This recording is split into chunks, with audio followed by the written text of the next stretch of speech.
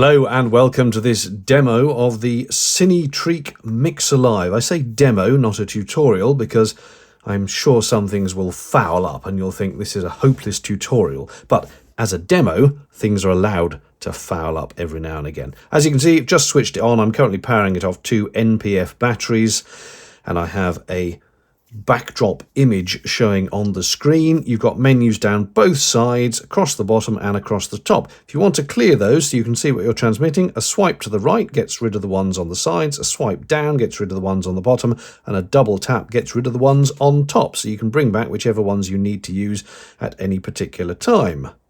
However, for the purposes of this, I am going to have them all on so I can show you what they're doing. Now, the disadvantage of this, one of the problems I've had with it, is that sometimes the touchscreen is not totally responsive and some of the icons are very small. So if I either muck up by not quite pressing the right button or whatever, then apologies for that in advance. And sometimes I just have to keep pressing it because it simply isn't responding to what I'm doing. I see I've got that on. I'll just turn that off.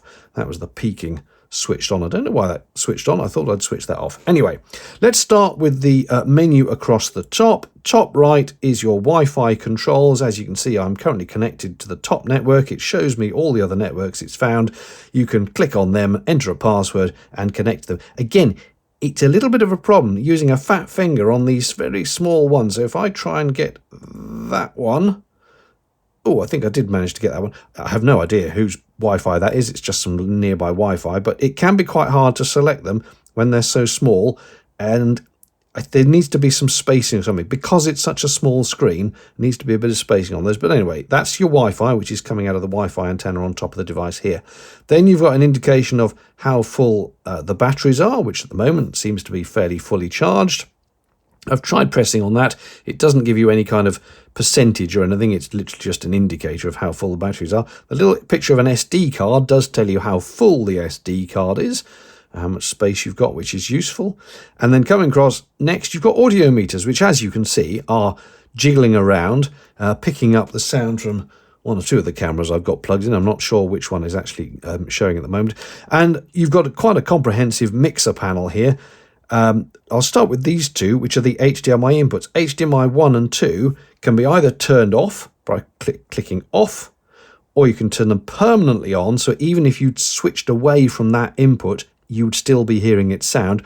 Or you can set it to audio follows video. Come on. You see I'm pressing the button and nothing's happening. It's not the most responsive touchscreen. Press to audio follows video, and then as you switch between the HDMI inputs, it brings the audio of whichever input you have active at a time.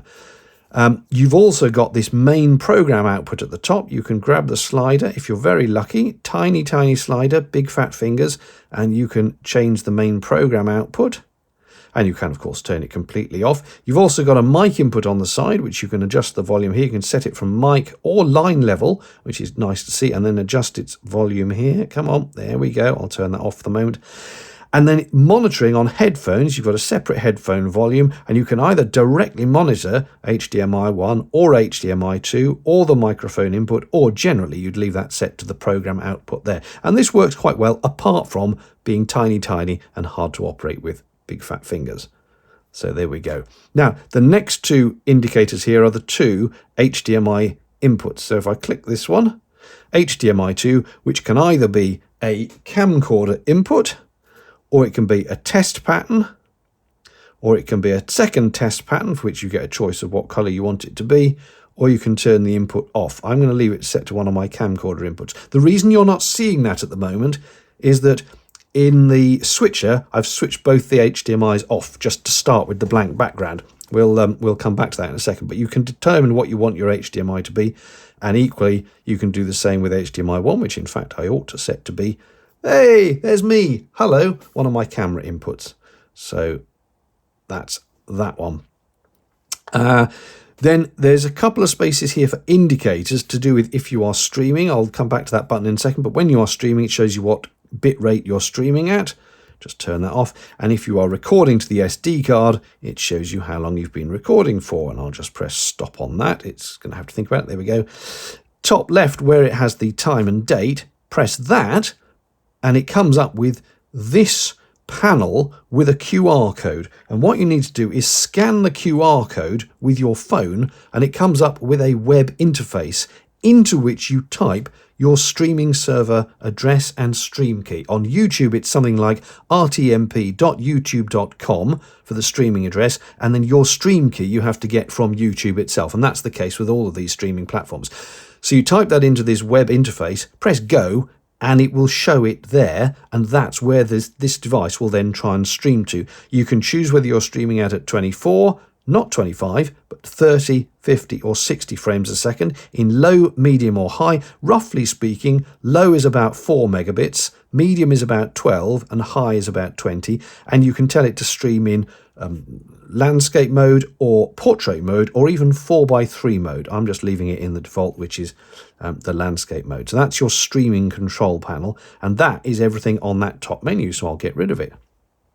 Down here, you've already seen me press these. Rec starts it recording to the SD card if you have a suitable SD card.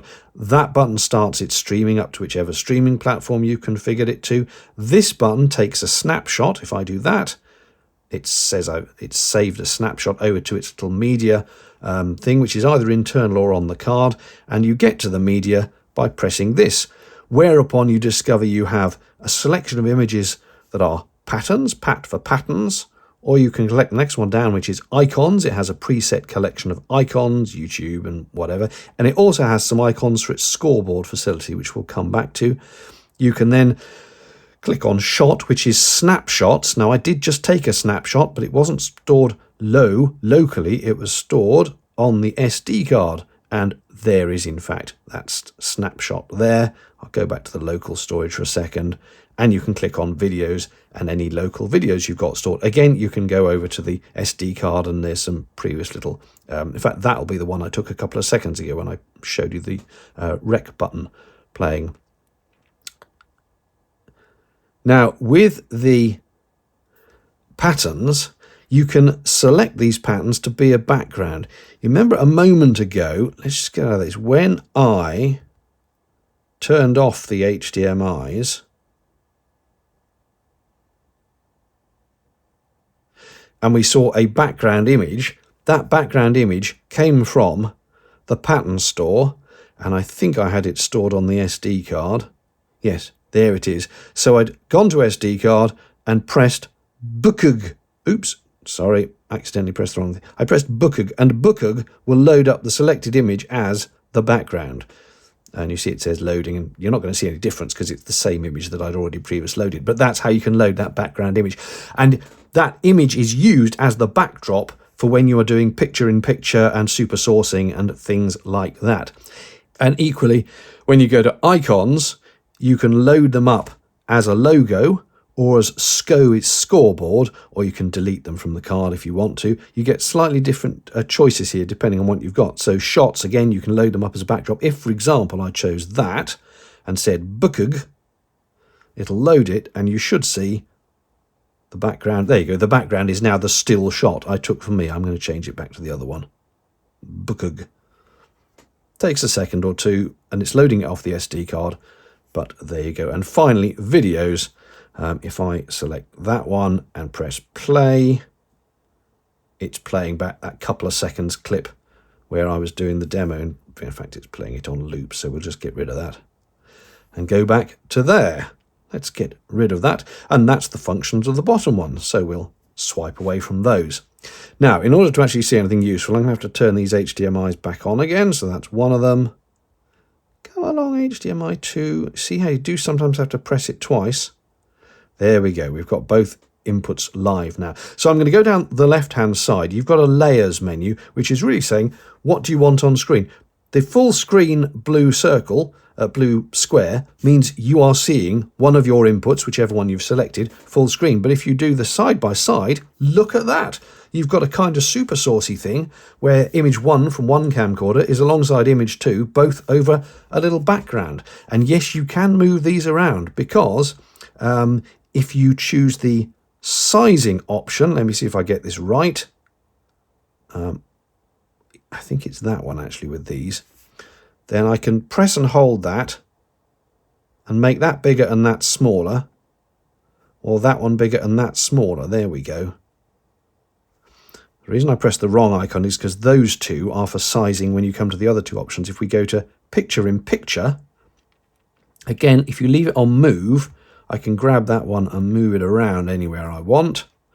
But I can also, let me see if I can get this right, click that one and then I can click on it and size it as I want. It's quite flexible. It's a little bit fiddly to get used to. If you really want to, you can also size it without it staying proportional. So if I do this, I can size it so that it just goes completely the wrong aspect ratio.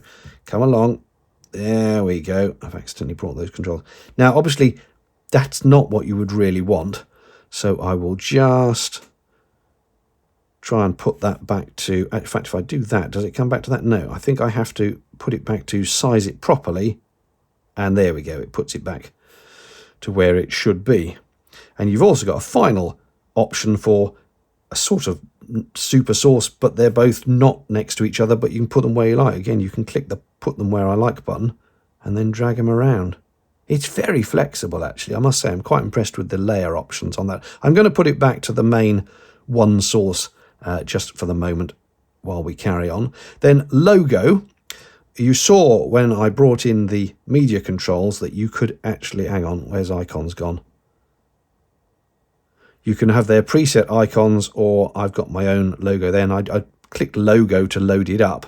So when you go to logo, actually I hadn't clicked logo to load it up. Let's do that. Logo, logo. That should have now loaded that up.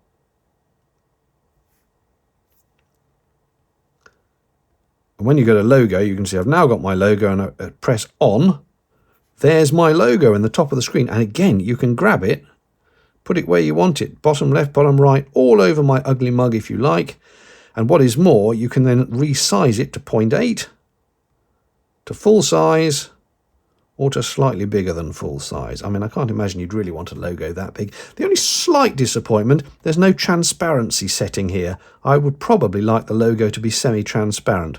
So that's something they could look at in a future firmware update, perhaps. Let's just pop the logo back there. Again, this is where being able to get rid of the menus comes in quite handy, because you can move this out the way and see that, yes, I'd really like that just there. Thank you very much. But in fact, I might as well leave it on. Why not? The next button down is the scoreboard. This is used for obviously sporting events. It's a bit primitive, to be honest. I'll turn it on and get rid of the menu. You can see that it looks like a scoreboard, but the scores, the 3 and the 6, are not well positioned over the backdrop, and this is very much early software, I think. I have told CineTreak this is not great, and they are looking at changing it. You do get a slightly different selection of scoreboards. So if I go with that one, there we go, slightly different scoreboard. And you can adjust the actual numbers that are being displayed on the score by these, again, tiny, tiny little icons. So that's just changed to a 4. And you can edit the scoreboard to a degree. Come on. It's not coming up, is it? No, I didn't want to increase the score. I wanted to press the edit button. There we go.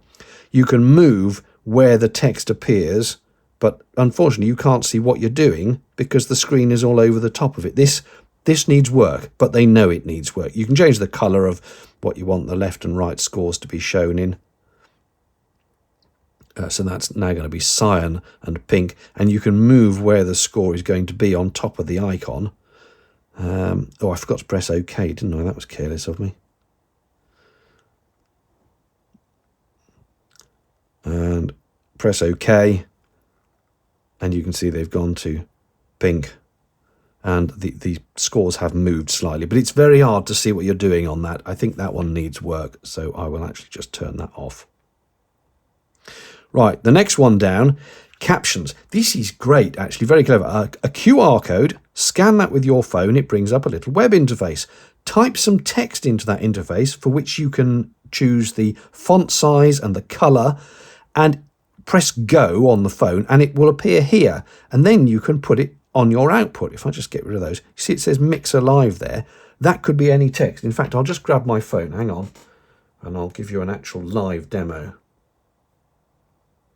Where's my QR code scanner?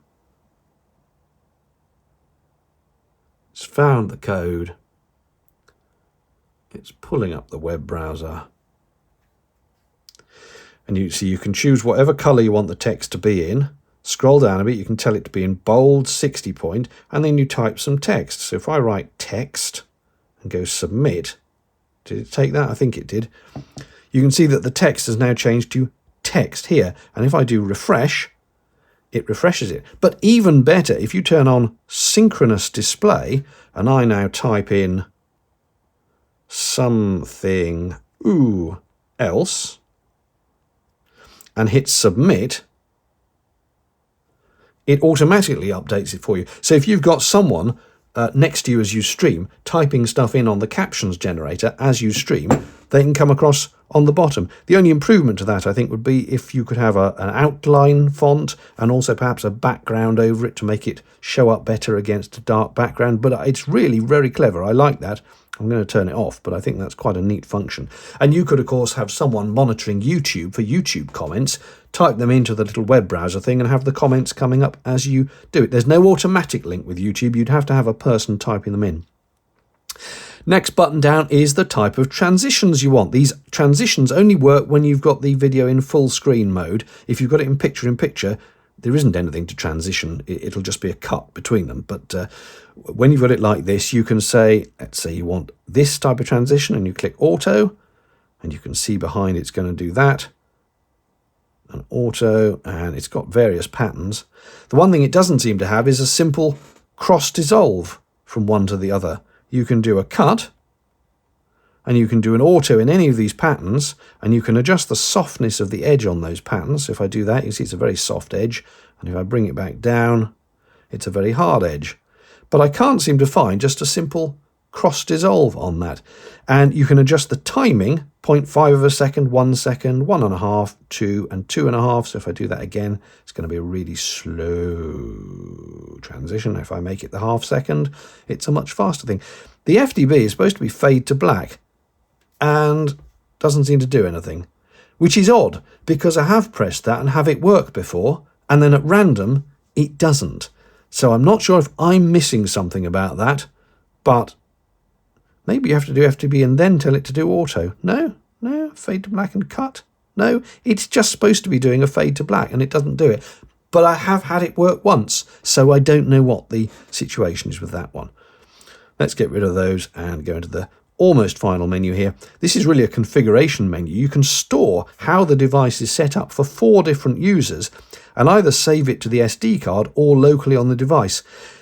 It will reset if I tell it to reload, so I'm not going to do that, but that is load from SD card. The next one is save to SD card. If I press that, it should say, come on, let's do it. Saved successfully. And equally, you can save it to the local config. But again, if you do call back or reload, the whole device will reboot, so I'm not going to do that. But it's quite useful that you can save your configurations. Down here, we have a settings menu, which is date and time at the top, obviously. You can set the fan to be off, on permanently, or auto. Might as well leave it on auto. The screen brightness, at the moment, you can see I've got it on its least bright, but this thing does get fearsome bright. Look at that. Absolutely dazzling. So when you use this, if you want, on top of a camera as a confidence monitor, it is bright enough to use outside. What that does to the battery life, I'm not sure, but I'm going to turn it back down again to a more subtle amount. Very hard to be precise on these sliders. So fiddly. Unfortunately, it needs a better touchscreen or better responsiveness or something, and certainly for some of the buttons to be a bit bigger. You can set the language to be English or Chinese, the output to be 1080p 60, 50, 30 or 24. Again, frustrating, there's no 1080p 25 for anyone in a PAL region country. I'm going to skip the keying for a second and come back to it. The H mode, H mode 2 and V mode. H mode is all the controls as you see them now. H mode 2 is everything flipped upside down, which just makes it easier to mount the thing on a certain, if you want the cables coming out the bottom, you could flip it to H mode 2. I'm not going to do it because it'll restart itself again. And V mode puts all the controls down there. So if you're using it for vertical streaming, it just aligns the menus with the way you're using the device. I'm going to leave it as it is. You've got the software version down here in tiny type. And if you press IP control, it brings up, you guessed it, another QR code type that into your phone, and again, you get all the functions of the device on a little web interface on your phone. And you can imagine what that's like, because it's literally a duplicate of the same thing. So I'm not actually going to show you that now. What's more fun to show you is the keying. You see this line here, off, in 1 and in 2, and then a little editing button next to it. You can do green screen on this, downstream keying. So if I do input 1, and I sometimes get this wrong as to which input is the background and which one I'm keying over the top of it. Input 2, there we go. Input 2, if you notice the difference, there's the picture of me. Go to input 2, and we're actually seeing the image from my camera here with me superimposed over it. That camera is pointing at a green screen, and you can adjust the key. You basically point at the screen. There's my green screen. Point at that, it picks that green colour. You can set the similarity, if you can get your finger on the button, and adjust it.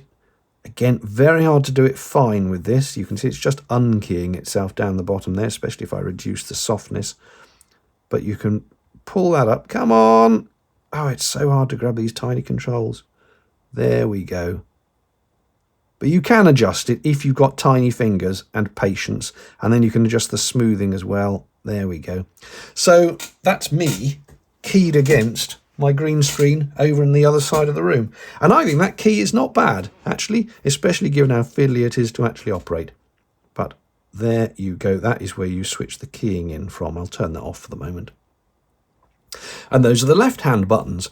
Over on the right-hand side, you've got some menus to assist you with setting up your camera. So, for example, these controls... Hello, voice from the future here. I actually got this bit wrong. These controls are not affecting the program output. They are purely affecting how you are seeing the image on screen. And I have to say the brightness control in the other settings menu does a better job of brightness. But these sliders are purely for what you're seeing on the little screen. Let's put that back somewhere in the middle. Trying to reset these to exactly 50 is jolly hard. I have to get them near enough. There needs to be a software improvement. Either bring these further over here or just make them more responsive or something. You can also check what it looks like in red, green, blue or mono. And if you are shooting with cameras in log, you can load up a LUT. Just by clicking that, you load it up. I haven't got any LUTs to demo it. But if you are shooting log, but you still want to see what it looks like in normal mode, you can activate your LUT there. Next one down is markers on screen. So if you're shooting 4:3, for example, there you go, cuts the image to 4:3. You can shoot it to all these different 2.35 cinematic aspect ratio, whatever. You can have the markers in, come on, different colours, blue, red. See what I mean about the touchscreen being a fraction not responsive. And you can make that border thicker and more obvious by pressing small, medium or large at the bottom. I quite like large, actually. I think I'll leave it on large. But I'm going to turn that off. That's markers. Then you can also have peaking. So if I turn on red peaking, you can see what bits of me are in focus. And you can rather nicely adjust this. Obviously, that's mad.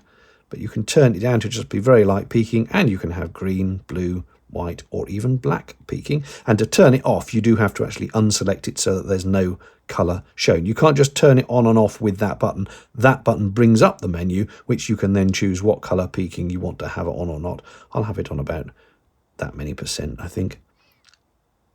Go on, go away. Zebra bars for exposure. Again, you can choose what colour you want them in. Now, I doubt any part of me is overexposed. Oh, yes, it is. You can just see the side of my head is getting a little bit of red bars there, green bars, blue bars.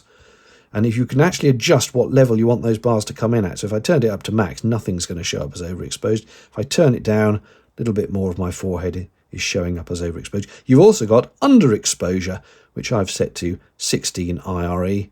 But again, you can, I doubt any part of this image is super underexposed either. No, I don't think it is, which is good.